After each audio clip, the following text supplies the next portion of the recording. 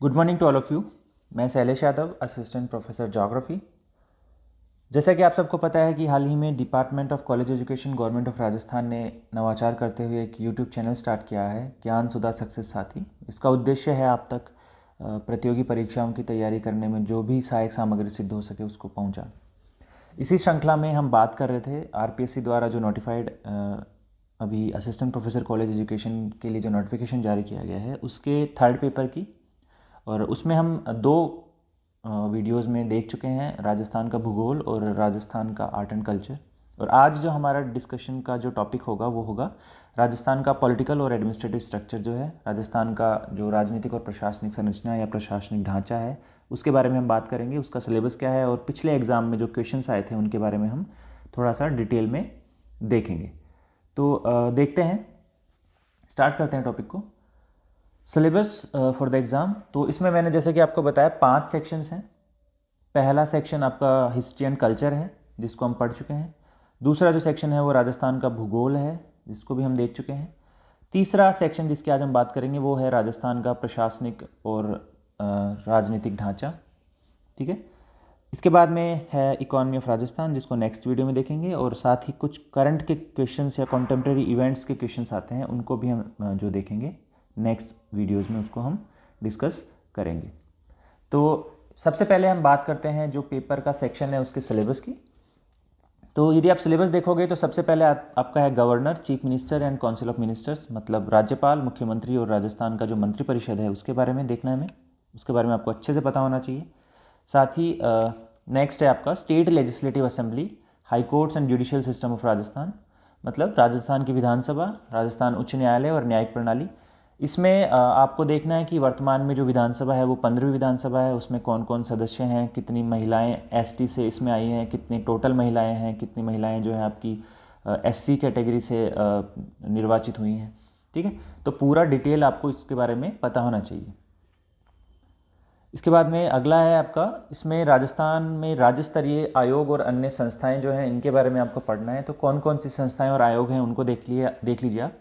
इसमें हमें पढ़ना है राजस्थान पब्लिक सर्विस कमीशन, मतलब राजस्थान लोक सेवा आयोग। उसके बाद में देखना है राजस्थान का जो इलेक्शन कमीशन है, राजस्थान का जो निर्वाचन आयोग है उसको, स्टेट फाइनेंस कमीशन मतलब राजस्थान वित्त आयोग के बारे में हमें पढ़ना है। उसके बाद में है स्टेट ह्यूमन राइट्स कमीशन या राज्य मानवाधिकार आयोग।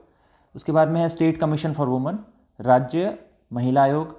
उसके बाद में है स्टेट इंफॉर्मेशन कमीशन अर्थात राज्य सूचना आयोग। और जो लास्ट टॉपिक है वो है आपका लोकायुक्त और जो ऑडिटर जनरल है या महालेखा परीक्षक है उसके बारे में आपको इसमें पढ़ना है।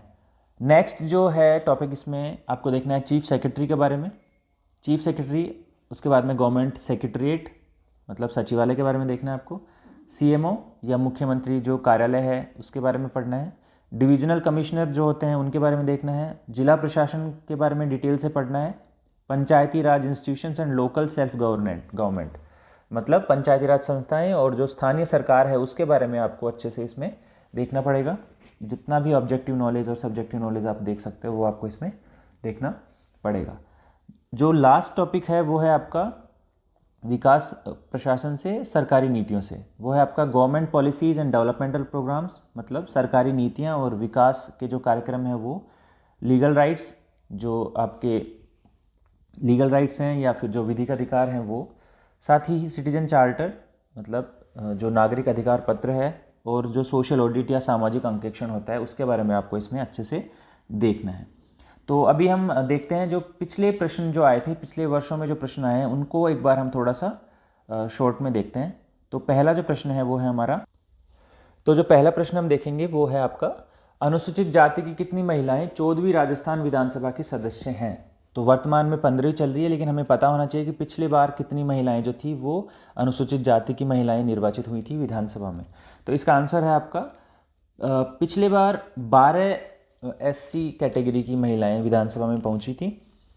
यदि इस बार का डेटा लोगे आप, 15वीं विधानसभा जो चल रही है उसमें टोटल आपके 25 महिलाएं विधानसभा में पहुंची हैं। उनमें से जो आपके एससी कैटेगरी से आई हैं वो हैं 8 महिलाएं और एसटी से आई हैं 3 महिलाएं। इसको आप देख सकते हो, लिस्ट में दिया हुआ है कि कौन कौन सी जो क्षेत्र हैं, निर्वाचन क्षेत्र है, वहाँ से महिला प्रतिनिधि निर्वाचित हुई हैं जो एससी से हैं। जैसे देख लेते हैं, अजमेर दक्षिण, मेड़ता, उसके बाद में बगरू, केशवरायपाटन, जायल, सिकराय, सोजत और अनूपगढ़ से जो महिलाएं हैं वो आपकी अनुसूचित जाति से निर्वाचित हुई हैं।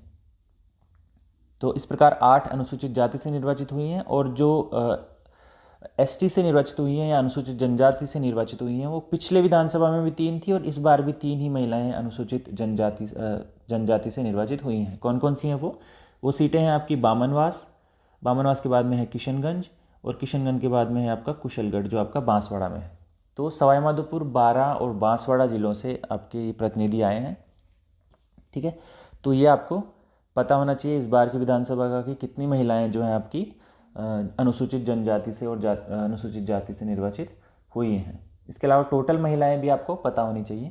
ठीक है, जो नेक्स्ट प्रश्न पूछा गया था वो था राजस्थान का कौन सा विधानसभा क्षेत्र जो है वो 1 से अधिक जिलों में फैला हुआ है। तो ये जो ऑप्शंस हैं ये 2013 के विधानसभा चुनाव की बात कर रहे हैं। ऑप्शंस में जो है वो नाथद्वारा ऐसा क्षेत्र था, विधानसभा क्षेत्र था जो 2 विधानसभा क्षेत्रों में 2 जिलों में फैला हुआ था। ये जिले कौन कौन से थे? ये जिले थे आपके राजसमंद और उदयपुर। ठीक है, इसके अलावा और भी बहुत सारे विधानसभा क्षेत्र हैं जो 2 जिलों में फैले हुए हैं, तो आप इसको देख सकते हैं आराम से। ठीक है, इसके बाद में नेक्स्ट जो प्रश्न है वो है आपका संविधान के कौन से अनुच्छेद जो हैं अधीनस्थ न्यायालयों से संबंधित हैं। ठीक है, ये राजस्थान की न्यायिक प्रणाली या भारत की जो न्यायिक प्रणाली है उससे संबंधित है। तो इसमें आर्टिकल 233 से लेकर 237 है वो सबऑर्डिनेट कोर्ट्स की बात करते हैं, और ये संविधान के भाग 6 पार्ट 6 के पार्ट हैं। पार्ट 6 में ये सम्मिलित हैं, पार्ट 6 में है, और अनुच्छेद है वो 233 से लेकर 237 तक है। ठीक है, इसके बाद में जो नेक्स्ट प्रश्न है वो है आपका आरपीएससी से।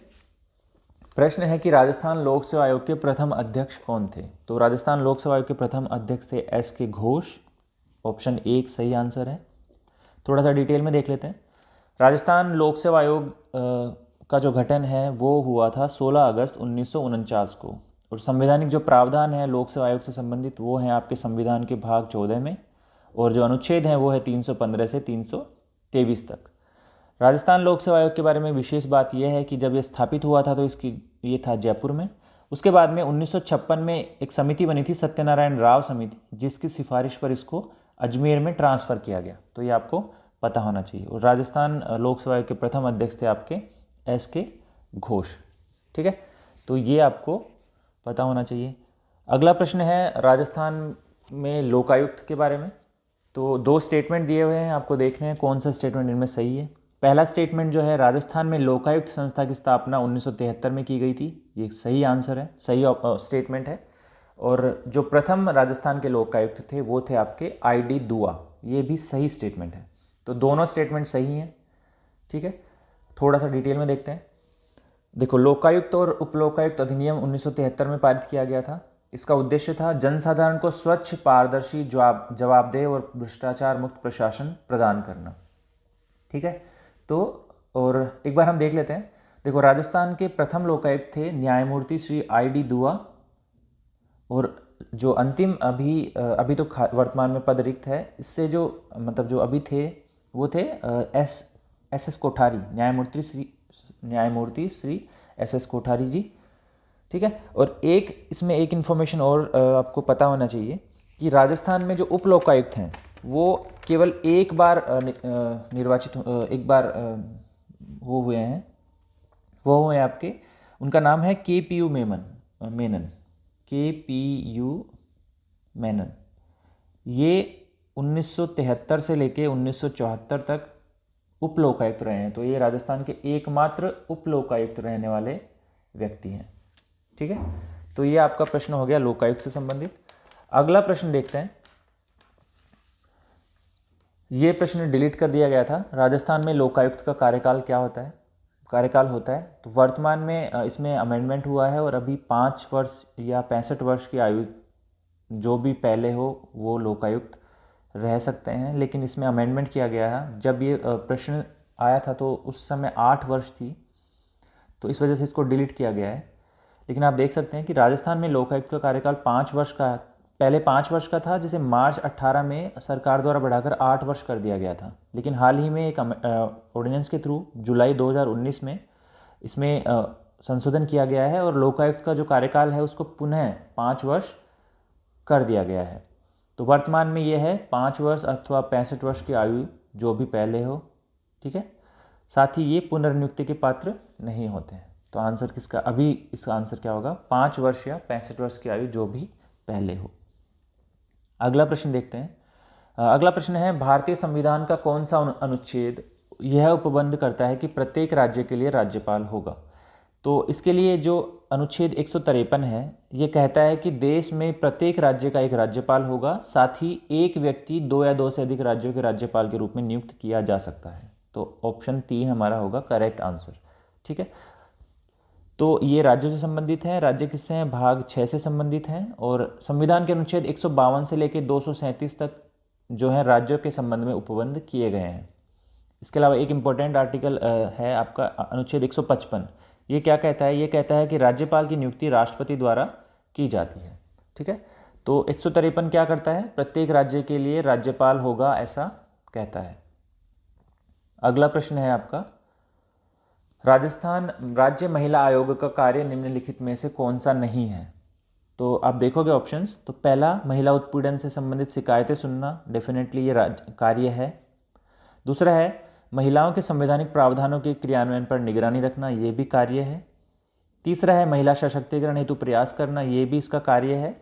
महिला उत्पीड़न के दोषियों को दंडित करना, दंड देने का अधिकार इसके पास नहीं है, तो ये राज्य महिला आयोग का कार्य नहीं है, ठीक है। ये केवल संस्तुति दे सकता है, सिफारिश कर सकता है, लेकिन ये दोषियों को दंडित नहीं कर सकता। इसके अलावा कुछ और भी कार्य हैं जो राज्य महिला आयोग के हैं, ये इसमें लिस्टेड है, ठीक है। अगला प्रश्न जो आया था वो देखते हैं। राजस्थान में छावनी बोर्ड की स्थापना कहाँ की गई है। तो राजस्थान में जो छावनी बोर्ड बनाया गया है वो बनाया गया है नसीराबाद में, ठीक है। ये आपका सिंपल क्वेश्चन है। इसके बाद में जो नेक्स्ट क्वेश्चन है वो है, राजस्थान में राज्य निर्वाचन आयोग का गठन कब हुआ था। तो राजस्थान में राज्य निर्वाचन आयोग का जो गठन हुआ था वो हुआ था 1994 में। ऑप्शन 2 इसका करेक्ट आंसर है। और ये गठन किसके अंतर्गत किया गया है, ये अनुच्छेद 243 के तहत किया गया है। और राजस्थान में वर्तमान में 1 सदस्यीय राज्य निर्वाचन आयोग काम कर रहा है। और वर्तमान में जो राज्य के निर्वाचन आयोग के आयुक्त हैं वो हैं PS मेहरा जी। तो ये भी आपका क्वेश्चन बनता है। और इसका कार्य क्या है, इस आयोग का कार्य है पंचायती राज संस्थाओं और नगरीय निकायों के निर्वाचन को संपादित करना, ठीक है।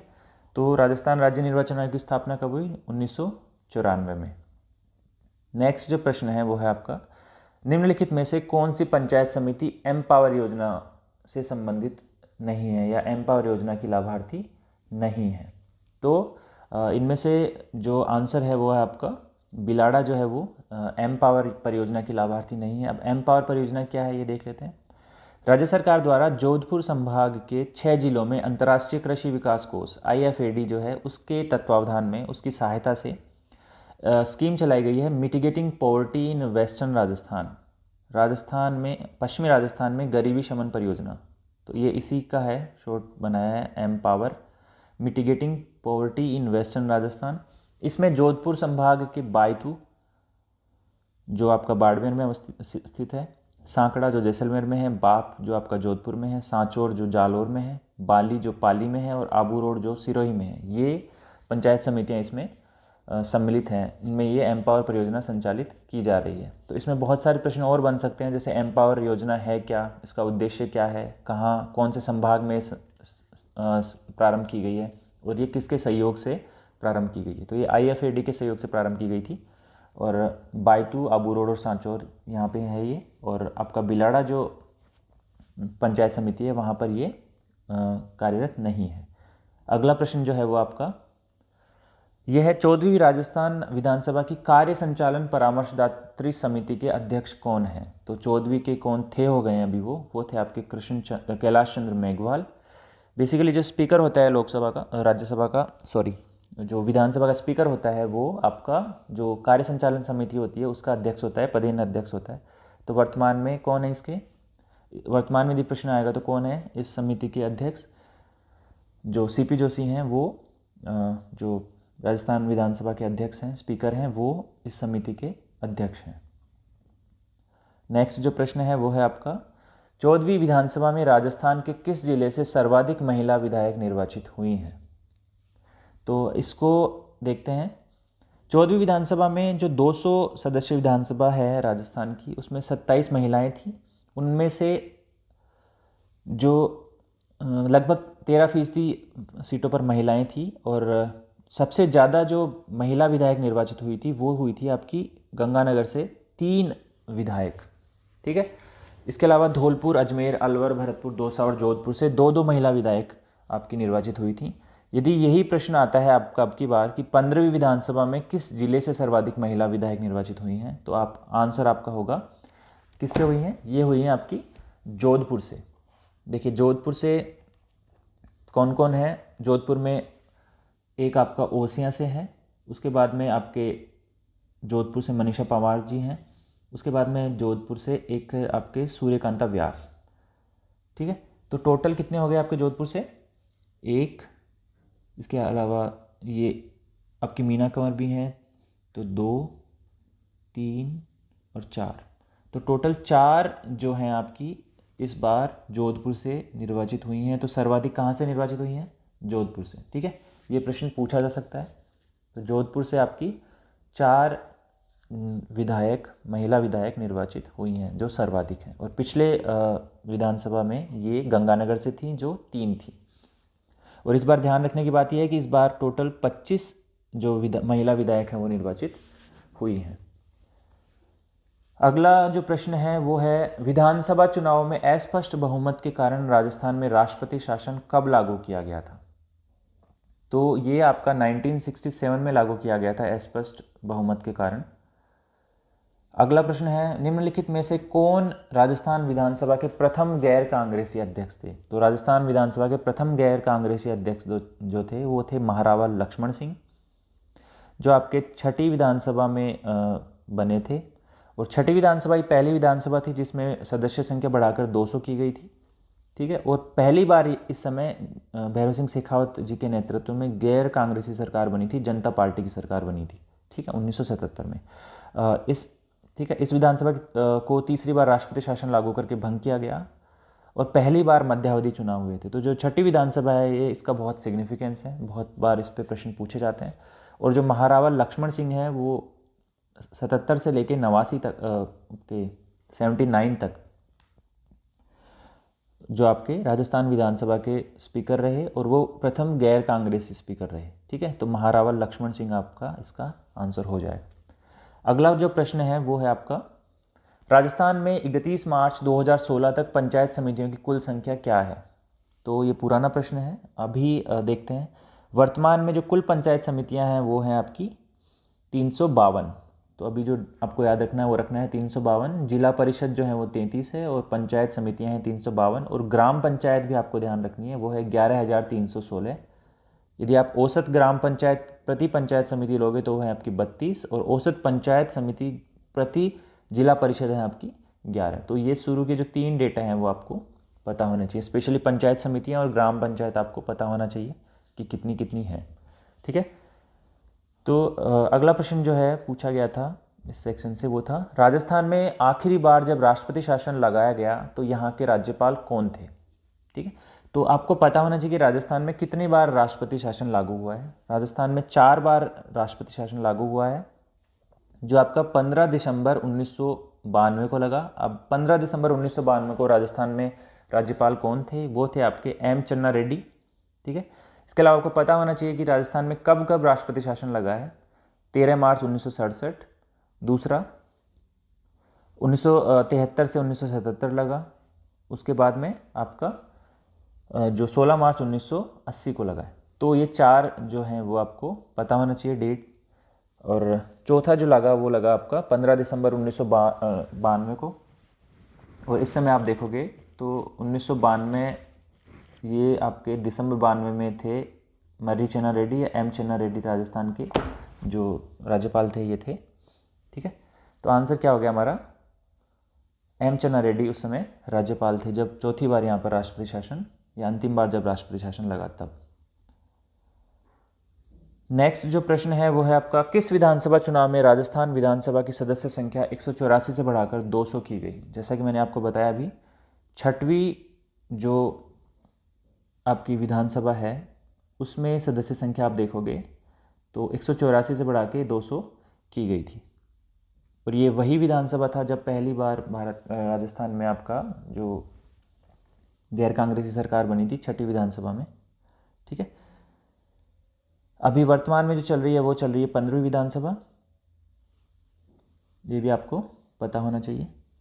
अगला जो प्रश्न है वो है आपका 14वीं राजस्थान विधानसभा में नेता प्रतिपक्ष कौन थे? तो नेता प्रतिपक्ष थे रामेश्वर लाल डूडी। अगला प्रश्न है, जैसे इसमें देख सकते हो आप, जो 14th आपकी विधानसभा थी उसका जो नेम ऑफ अपोजिशन लीडर है वो थे रामेश्वर लाल डूडी। और वर्तमान में जो लीडर ऑफ अपोजिशन है, अपोजिशन लीडर है आपके, वो हैं गुलाब चंद कटारिया जी। ठीक है, ये आपको पता होना चाहिए। नेक्स्ट जो प्रश्न है वो है आपका 16वीं लोकसभा में राजस्थान से निर्वाचित महिला सदस्यों की संख्या। कितने एमपी बने थे जो 16वीं लोकसभा में थे? वर्तमान में ध्यान रखना है आपको, 17वीं लोकसभा चल रही है। 16वीं लोकसभा में राजस्थान से मात्र एक महिला सदस्य थी या एक महिला एमपी थी, वो थी आपकी संतोष अहलावत जी, जो झुंझुनू लोकसभा क्षेत्र से निर्वाचित हुई थी। और वर्तमान समय में आप देखोगे तो 3 महिला सदस्य एमपी, 3 महिला एमपी हैं। एक हैं श्रीमती रंजीता कोली जी, वो आपकी भरतपुर से निर्वाचित हुए हैं, भरतपुर लोकसभा क्षेत्र से। दौसा से श्रीमती जसकौर मीना जी हैं, वो दौसा से निर्वाचित हुई हैं। और दिया कुमारी जी हैं, वो आपकी राजसमंद से निर्वाचित हुई हैं। तो इस बार 3 हैं 17वीं आपकी लोकसभा में, और 16वीं लोकसभा में मात्र एक महिला एमपी थी राजस्थान से। ठीक है, नेक्स्ट क्वेश्चन जो है वो आपका देखते हैं। एक योजना है नंदघर योजना, इसके बारे में कौन सा कथन सत्य है? तो जो नंदघर योजना है ये सामुदायिक सहयोग के जरिए आंगनवाड़ी केंद्रों को आधुनिक बनाने के लिए संचालित है। तो इसमें जो आंसर है वो होगा, ये योजना आंगनवाड़ी केंद्रों के संचालन में सामुदायिक सहभागिता बढ़ाने हेतु कार्यरत है। तो ऑप्शन 3 इसका सही आंसर है। तो ये आपका जो स्कीम्स वाला सेक्शन है उससे पूछा गया है। नंदघर योजना ये आपकी 2015 में स्टार्ट की गई थी, department of women and child development इसको लॉन्च किया है। ठीक है, तो इसका काम क्या है? आंगनवाड़ी केंद्रों को संचालित करने में सामुदायिक सहभागिता को प्रोत्साहन देना। अगला जो प्रश्न है वो है आपका प्रथम संविधान दिवस कब मनाया गया? तो प्रथम संविधान दिवस कब मनाया गया और ये दिवस क्यों मनाया जाता है, इसके बारे में थोड़ा सा देख लेते हैं। संविधान दिवस है आपका 26 नवंबर को मनाया। क्यों? भारतीय जो गणराज्य है उसका संविधान 26 नवंबर 1949 को बनकर तैयार हुआ था। और संविधान सभा की प्रारूप समिति के अध्यक्ष डॉक्टर भीमराव जी अंबेडकर के 125वें जयंती वर्ष के रूप में 26 नवंबर 2015 से संविधान दिवस को मनाना प्रारंभ किया गया। तो ऑप्शन जो 3 है वो स्टेटमेंट सही है। 26 नवंबर 2015 को हमने अपना पहला संविधान दिवस मनाया। और क्यों मनाया? क्योंकि डॉक्टर भीमराव अंबेडकर की जो 125वें जयंती वर्ष था वो 2015 में था। तो इससे हमने स्टार्ट किया जो हमारा संविधान दिवस मनाना। तो ये आपके प्रश्न थे जो राजस्थान की प्रशासनिक और राजनीतिक संरचना से पूछे गए थे। तो इससे आपको पता चलेगा कि किस प्रकार के, किस टाइप के और किस लेवल के प्रश्न आपसे पूछे गए हैं। तो इसके आधार पर आप अपनी तैयारी को जारी रख सकते हैं। और नेक्स्ट क्लास में हम देखेंगे राजस्थान की जो इकोनॉमी और करंट से क्वेश्चन पूछे गए थे वो किस प्रकार के थे, और उनको थोड़ा सा एनालाइज करने की हम कोशिश करेंगे। तो आज के लिए इतना ही। Thank you very much.